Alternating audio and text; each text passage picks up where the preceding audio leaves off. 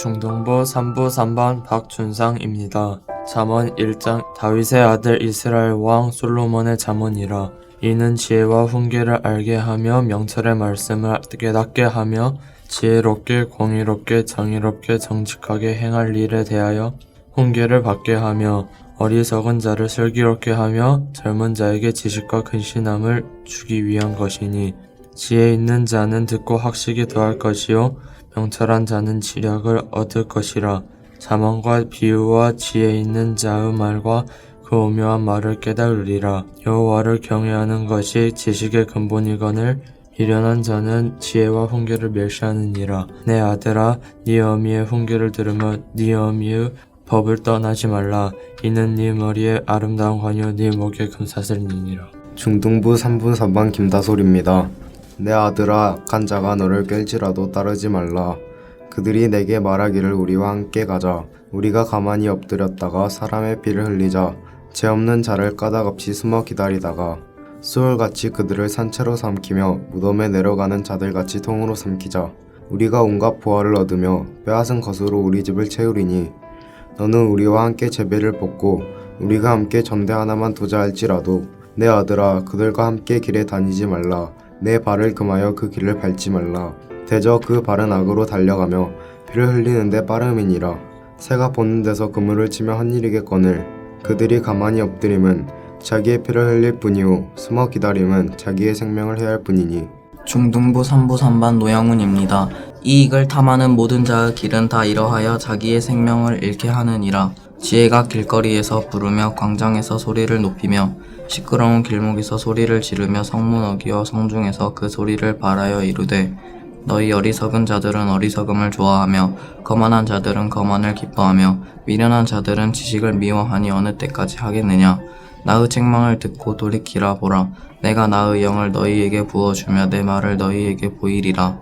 내가 불렀으나 너희가 듣기 싫어하였고 내가 손을 폈으나 돌아보는 자가 없었고 도리어 나의 모든 교훈을 멸시하며 나의 책망을 받지 아니하였은즉 너희가 재앙을 만날 때에 내가 웃을 것이며 너희에게 두려움이 임할 때에 내가 비웃으리라.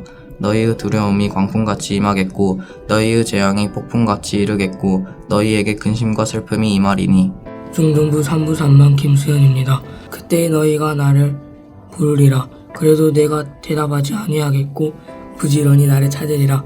그래도 나를 만나지 못하리니 대저 너희가 지식을 미워하며 여호와 경외하기를 즐거워하지 아니하며 나의 교훈을 갖지 아니하고 나의 모든 책망을 엽신 여겼음이니라. 그러므로 자기 행위의 열매를 먹으며 자기 꾀에 배부르리라. 어리석은 자의 태보는 자기를 죽이며 미련한 자의 안일은 자기를 멸망시키려니와 오직 내 말을 듣는 자는 평안히 살며 재앙의 두려움 없이 안전하리라.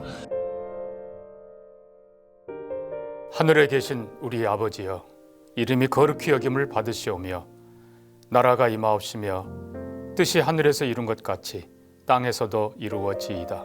오늘날 우리에게 일용할 양식을 주옵시고 우리가 우리에게 죄 지은 자를 사하여 준 것 같이 우리 죄를 사하여 주옵시고 우리를 시험에 들게 하지 마옵시고 다만 악에서 구하옵소서. 대개 나라와 권세와 영광이 아버지께 영원히 있사옵나이다. 아멘.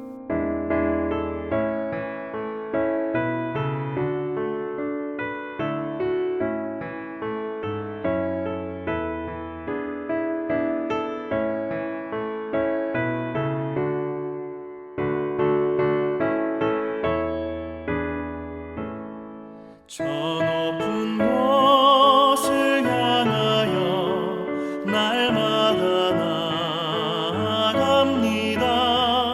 내 뜻과 정성 모아서 날마다 기도합니다. 내 주여 내 맘 붙드사 그곳에 있게 하소서. 그곳은 빛과 사랑이 언제나 넘치옵소서.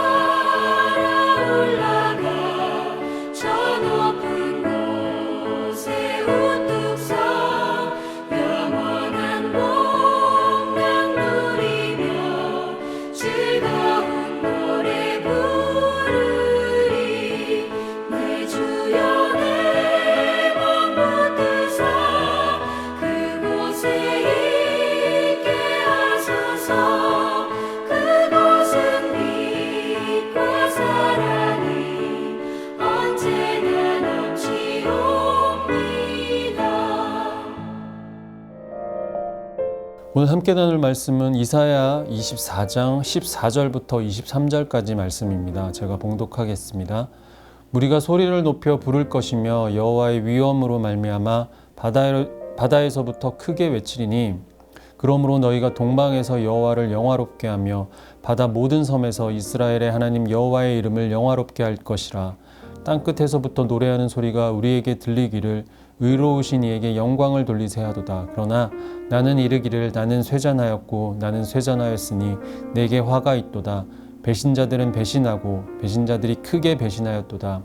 땅의 주민아 두려움과 함정과 올무가 내게 이르렀나니 두려운 소리로 말미암아 도망하는 자는 함정에 빠지겠고 함정 속에서 올라오는 자는 올무에 걸리리니 이는 위에 있는 문이 열리고 땅의 기초가 진동함이라. 땅이 깨지고 깨지며 땅이 갈라지고 갈라지며 땅이 흔들리고 흔들리며 땅이 취한 자같이 비틀비틀하며 원두막같이 흔들리며 그 위에 죄악이 중함으로 떨어져서 다시는 일어나지 못하리라. 그날에 여호와께서 높은 데에서 높은 군대를 벌하시며 땅에서 땅의 왕들을 벌하시리니 그들이 죄수가 깊은 옥에 모임같이 모이게 되고 옥에 갇혔다가 여러 날 후에 형벌을 받을 것이라. 그때 달이 수치를 당하고 해가 부끄러워하리니 이는 만군의 여호와께서 시온산과 예루살렘에서 왕이 되시고 그 장로들 앞에서 영광을 나타내실 것임이라. 아멘. 이 이사야서의 주제는 죄의 심판과 하나님의 구원에 대한 약속의 내용입니다. 유다 백성들이 계속해서 죄를 짓는다면 하나님의 진노의 심판을 받을 수밖에 없다는 사실을 거듭 경고함과 동시에 하나님이 얼마나 자비롭고 사랑이 많으신 분이신지 알리면서 죄로부터 모든 열방을 구원하실 위대한 하나님의 약속들을 선포하였습니다. 이사야서는 총 66장으로 크게 세 부분으로 나눌 수가 있습니다. 오늘 본문이 담긴 1장부터 39장은 주요 내용이 하나님의 심판과 경고 그리고 남은 자들의 희망에 관한 내용입니다. 1장부터 12장까지는 유다와 예루살렘에 대한 심판을 다루고 13장부터 23장까지는 열방에 대한 즉 주변 국가들에 대한 심판에 대한 예언을 다루고 있고 오늘 본문인 24장부터 27장까지는 온 땅에 대한 심판과 하나님의 최종 승리의 내용을 다루고 있습니다. 본문 14절부터 16절 전반부까지는 하나님의 심판에서 살아남은 자들로 추정되는 그 사람들의 기쁨의 노래를 나타냅니다. 여호와께서 악인들을 심판하신 직후 남은 사람들의 그 환희에 찬 외침입니다. 바다가 있는 서쪽에서부터 외쳐서 동방까지 여호와를 영화롭게 하며 바다의 모든 섬 그리고 땅끝에서 여호와의 영광을 노래하는 소리가 들린다고 합니다. 모든 땅에서 여호와의 의로우심을 찬양하고 있습니다. 이들은 악인을 심판하시고 또 의인을 보호하시는 그 하나님의 능력을 찬양하며 모든 영광을 하나님께 돌리고 있습니다.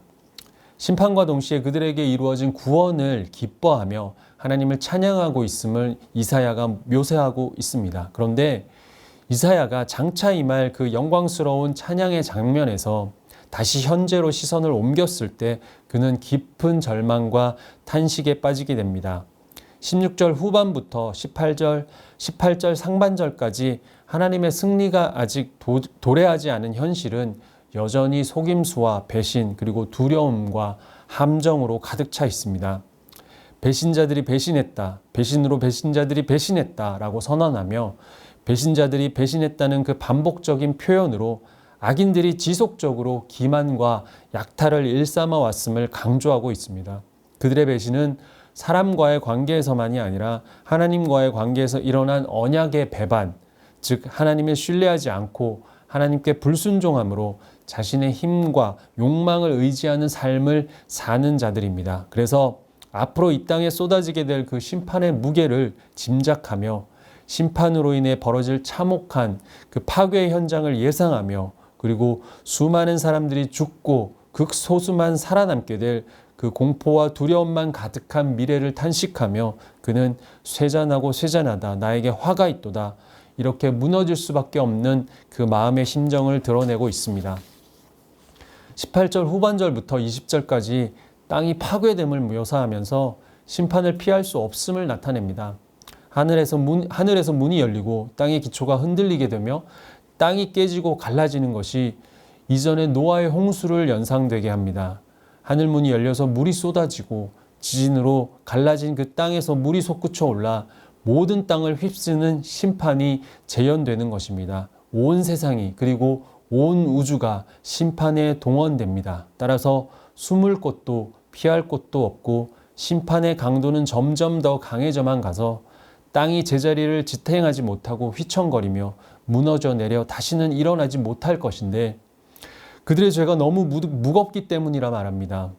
땅의 기초가 흔들리는 것은 땅은 흔들리지 않는 토대이기 때문에 사람들은 땅 위에 도시를 세우고 권력과 재물을 쌓고 문명을 구축했습니다. 절대 무너지지 않을 것이라 생각한 그 기초를 하나님은 흔드시겠다고 말씀하시는 것입니다. 인간이 의지하던 모든 것, 그 어떤 것도 하나님의 심판 앞에서는 버틸 수가 없음을 나타냅니다. 21절부터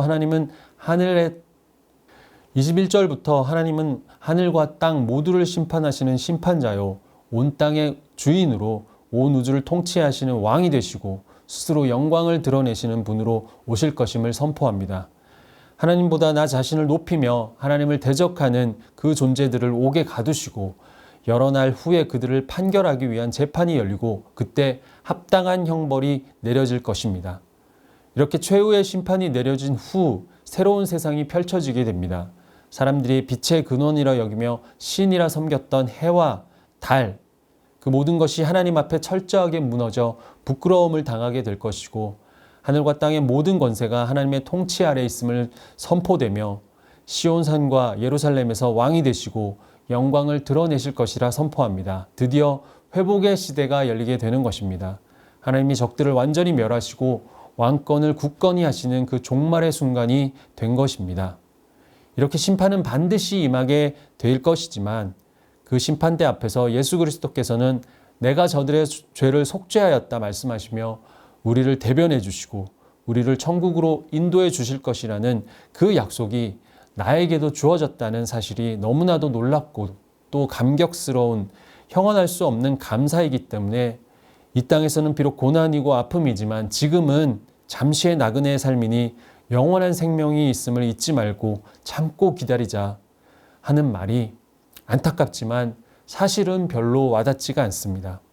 예수님이 이 땅에 오심으로 예수님이 주인 되시고 그의 다스리심이 시작되었기에 이 땅이 그리고 우리 삶이 바로 그가 다스리시는 하나님 나라입니다. 그러나 완벽하게 하나님 나라의 풍성함과 아름다움과 평안을 누리게 되는 때는 예수님 다시 오실 재림의 때이기 때문에 우리는 이미 임하였지만 아직 임하지 않은 그 하나님 나라의 긴장 가운데 살아가고 있습니다. 이 말은 하나님의 다스림과 주권이 분명히 있지만 여전히 죄와 세상과 싸워야 하는, 즉 예수님이 주되심이 온전히 드러나지는 못하기 때문에 아직은 완전히 임하지 않은 하나님 나라라는 뜻입니다.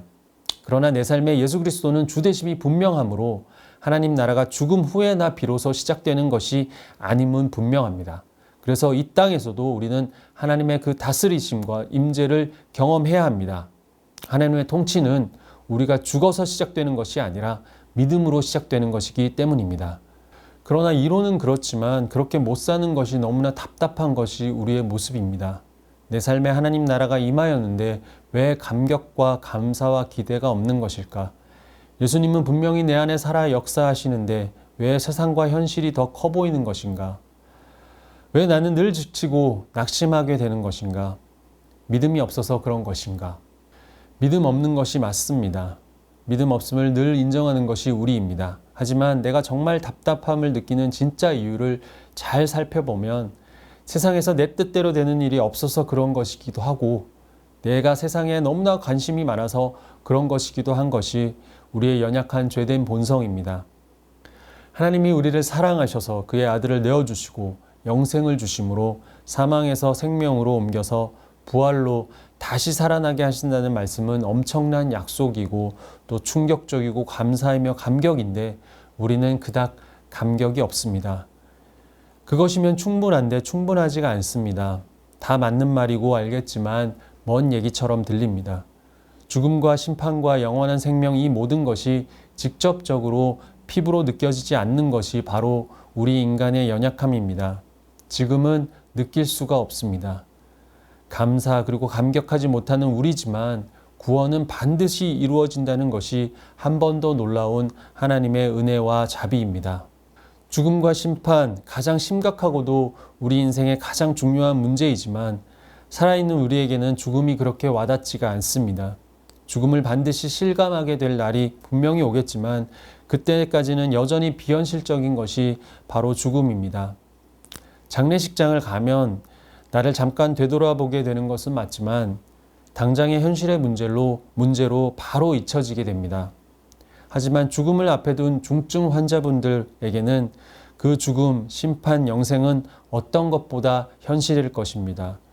믿음이 좋아서가 아니라 죽음이 너무나 가깝게 느껴지기 때문입니다. 가장 현실적인 문제입니다. 사랑하는 성도 여러분, 우리의 문제는 하나님 나라와 영원한 생명을 믿지 않는 것이 아니라 느껴지지 않는다는 것이 문제입니다.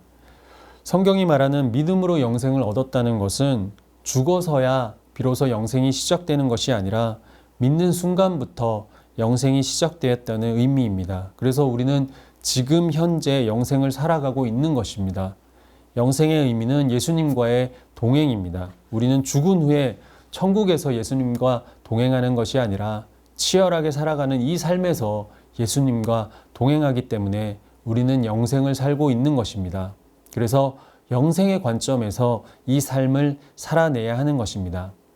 영생을 사는 사람들은 나에게 주어진 이 하루를 진실되며 성실하게 또 치열하게 살아가야 합니다. 천국의 기쁨으로 살아가야 한다기보다 천국을 믿는 제자로 또 자녀로 살아가야 한다는 것입니다. 그래서 지금 이 순간이 얼마나 귀하고 소중한 영생의 시간인지를 감사하며 어떻게 제자로 또 자녀로 살아갈지를 치열하게 고민하며 그리고 때로는 그러지 못함 때문에 아프게도 살아가야 한다는 뜻입니다. 천국의 기쁨을 누리면 좋겠지만 우리는 연약하여 그렇게는 못합니다. 이 땅에서 영생을 누리자는 것의 의미는 제자답게 살자는 의미입니다. 죄와 치열하게 싸워내고 세상의 유혹 앞에 당당하게 맞서고 나의 연약함을 인정하는 것을 부끄러워하지 않으며 남을 나보다 낮게 여기며 비록 늘 제자리 걸음 같은 나의 신앙생활이지만 꾸역꾸역 다시 해내가는 제자의 삶을 살아가는 우리가 되길 소망합니다. 기도드리겠습니다. 사랑과 은혜와 자비가 풍성하신 하나님 아버지, 당신의 아들을 내어주심으로 내게 죽음의 문제를 해결해 주시고 영생을 주심을 감사를 드립니다. 하지만 나는 연약하고 죄된 본성이 여전하여 늘 감사와 감격보다는 현실과 세상 앞에 좌절과 실망의 삶을 살아갈 때가 대부분임을 고백합니다. 또 유혹 앞에 무너짐을 늘 경험하는 나의 모습입니다. 그럼에도 나를 사랑하셔서 영생의 약속을 깨지 않으리라 말씀하여 주시니 당신께 찬양과 경배를 드립니다. 제자로 자녀로 살아가기에 한없이 부족하지만 주님 내 곁에서 힘주시고 붙들어 주심을 믿고 다시 이 귀하고도 소중한 영생의 삶에서 최선을 다하게 하시고 포기하지 않도록 지켜주시옵소서. 감사드리며 예수 그리스도의 이름으로 기도드립니다. 아멘.